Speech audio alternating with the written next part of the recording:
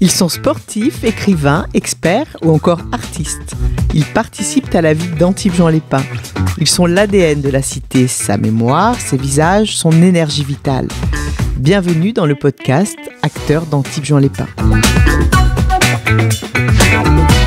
Dans cet épisode, je reçois une jeune femme très inspirante, Alessia Zarbo, la championne antiboise qui a battu le record de France du 10 km sur route.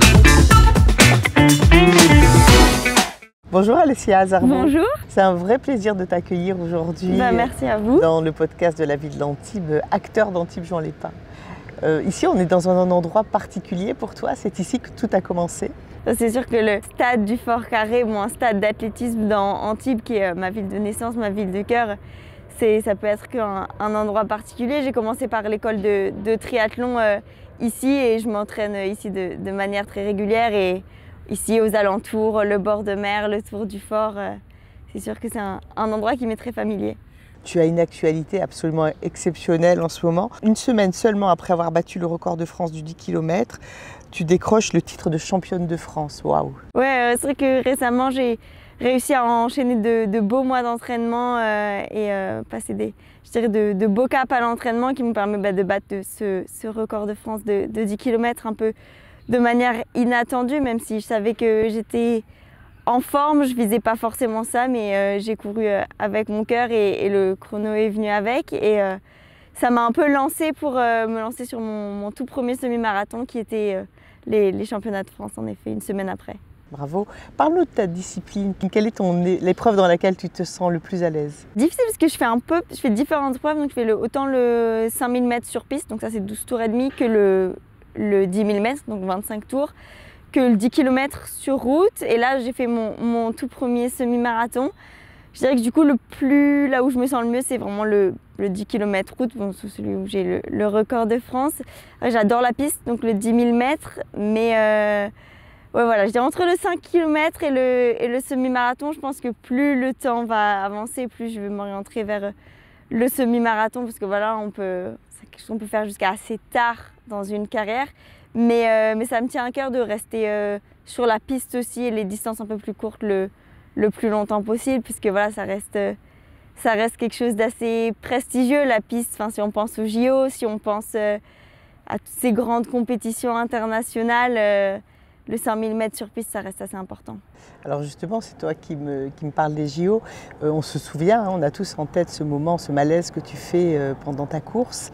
Qu'est-ce que tu en as tiré de ce moment-là? Je pense que ça a été un moment où mon corps, qui a eu des années assez difficiles par des blessures, de la fatigue chronique, il était juste arrivé à bout. Et voilà, ça faisait déjà quelques mois que je le sentais. Et ça m'a permis peut-être de me dire là, je suis vraiment arrivée à bout, il y a quelque chose qui ne va pas. Et comme j'ai déjà dit, voilà, moi je suis tombée, mais il y a eu tellement de gens pour me relever et m'aider à repartir, et plus d'une fois, parce que ce n'était pas la première fois que je tombais, autant physiquement que mentalement, que ça m'a donné encore plus l'envie de me relever, de repartir encore plus. Et mon amour du sport, à aucun moment, lui, est tombé. D'ailleurs, c'est maintenant que tu fais tes records et c'est ouais, formidable. Ouais. Je pense que ça m'a...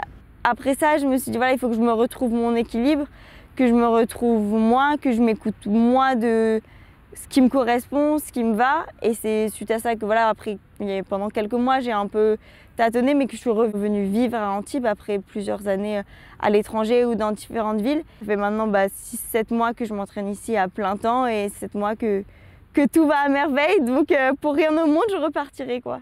Est-ce que c'est en tombant, Alessia, qu'on devient une grande championne?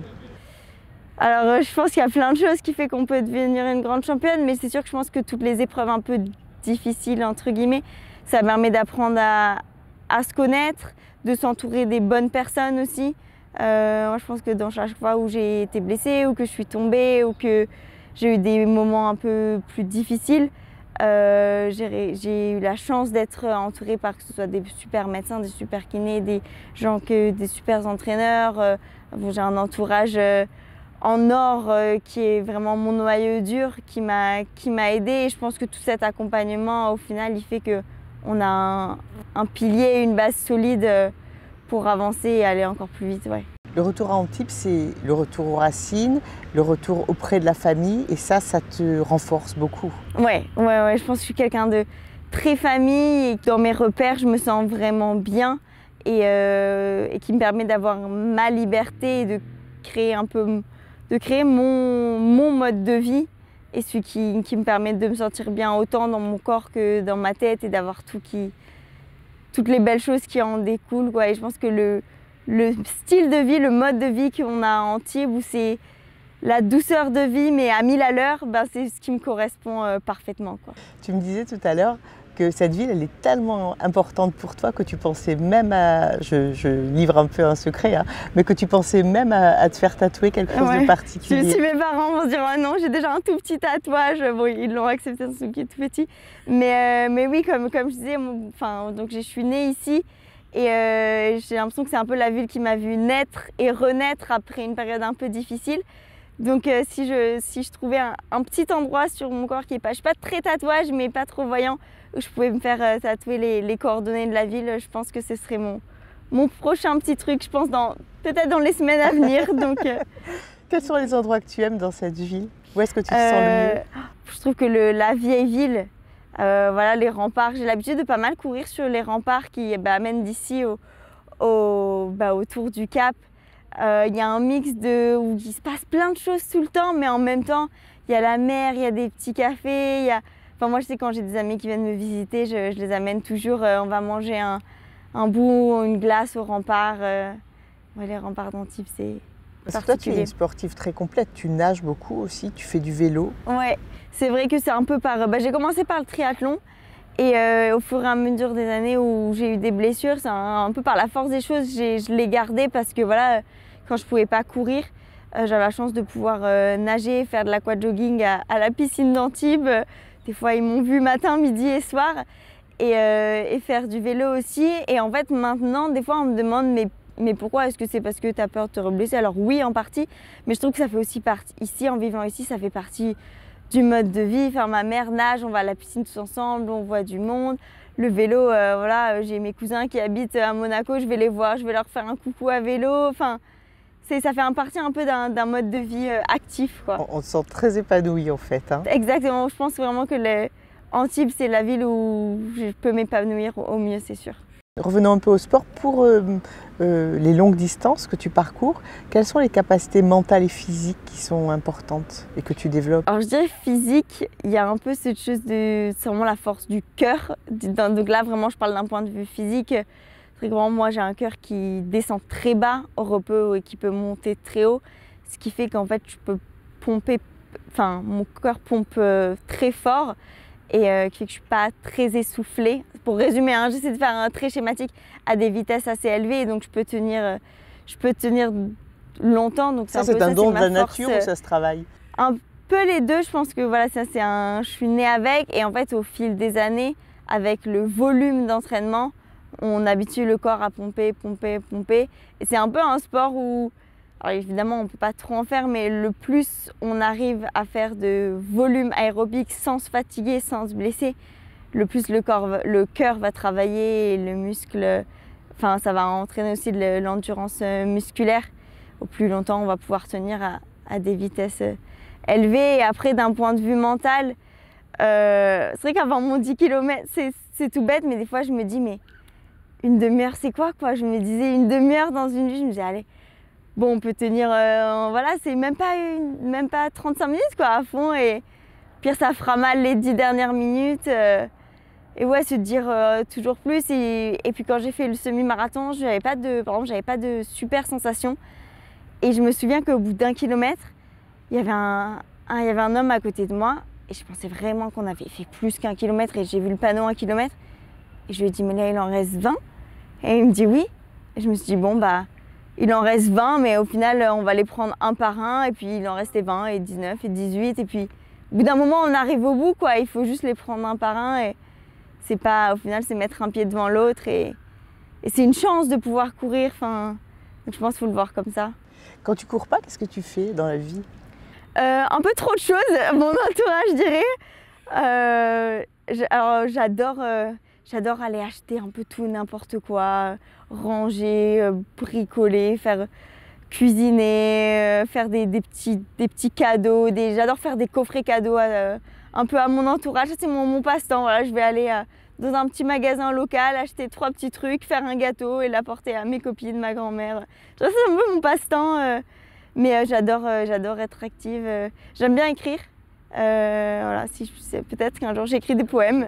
Voilà, c'est un peu mon secret. Peut-être qu'un jour je publierai mes poèmes dans très très longtemps si je les remets ou si je les réécris. Mais ouais, j'adore faire plein de choses. Et avec un papa italien, il t'a transmis le goût de la cuisine, des bonnes choses. Ouais, exactement. Mon papa adore cuisiner. Et je pense qu'il m'a transmis surtout l'importance de manger des produits de bonne qualité. Et dans le sud de la France, on est gâtés avec ça quand même. Tu es encore jeune, je ne sais pas si tu es déjà dans l'idée de la transmission, mais quand tu rencontres des jeunes femmes qui se mettent comme ça à courir, quels conseils tu leur donnes? Qu'est-ce que tu leur dirais? D'utiliser le sport comme une source d'épanouissement et jamais comme une contrainte. Et je pense que j'ai la chance de faire du sport depuis que je suis petite et ça m'a... Ouais, je pense que ça a joué un rôle hyper important dans mon développement en tant qu'humain de manière globale. Et je pense que si aujourd'hui on voit de plus en plus de gens qui courent, les gens se rendent compte que se dépasser, que se mettre des objectifs, que ça permet aussi de rencontrer beaucoup de monde. Enfin, moi, je trouve qu'à travers le sport, j'ai rencontré des personnes extraordinaires et que ça permet vraiment de devenir un humain tout complet, quoi. Les gens te reconnaissent, commencent à te reconnaître dans Oui, parfois, oui. C'est vrai ça fait longtemps maintenant que je suis dans la ville.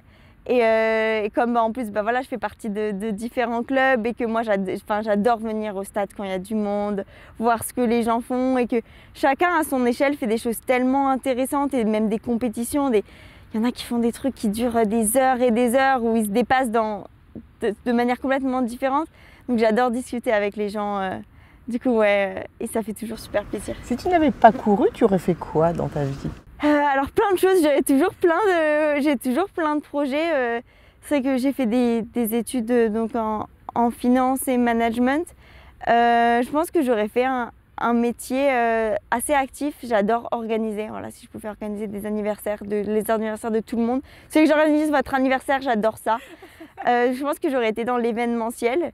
Alors sportif ou pas sportif, mais dans l'organisation d'événements, la création de quelque chose qui demande beaucoup d'engagement et de dynamisme, un mix entre être dans un bureau et organiser les choses et être sur le terrain et actif. Ouais, je pense que ça aurait été quelque chose qui me correspond, que je ferai peut-être plus tard, mais ouais. Et maintenant, après 2 belles victoires comme ça, quels sont tes projets? À court terme, dans 1 mois, j'ai un semi-marathon. Si tout se passe bien d'ici là, j'aimerais voir où je peux me rapprocher du record de France de semi-marathon qui a été établi par celle qui avait avant le record de France du 10 km. Donc voilà, je me dis que c'est plus ou moins dans mes cordes. En plus, je fais ça à Valence, Espagne, Valencia, qui est réputé pour être un semi-marathon. Je vais aller le préparer en altitude. Pendant 3 semaines, là, je pars avec la marque Oka qui m'accompagne, qui est une marque qui m'accompagne au quotidien maintenant depuis avril, avec qui j'ai signé pour 4 ans. Donc on a la chance que là, ils nous préparent ce stage d'entraînement. On a une petite bande à partir. Plus moi, j'ai du staff de mon côté qui va venir en plus pour me soutenir. Donc voilà, le 26 octobre à Valence, ce sera mon prochain objectif. Après, il y a la saison de cross qui démarre. Donc pas mal de petites choses. En tout cas, là, on est très fiers, la ville d'Antibes est très fière d'avoir une championne comme toi sur son territoire, comme ça. Et on va continuer de te suivre parce que c'est super important de voir ce que tu vas devenir. Merci. Merci à toi. Acteur d'Antibes-Juan-les-Pins, un podcast de la ville d'Antibes-Juan-les-Pins. Réalisation Jean-François Diaz. Au micro, Florence Bellon.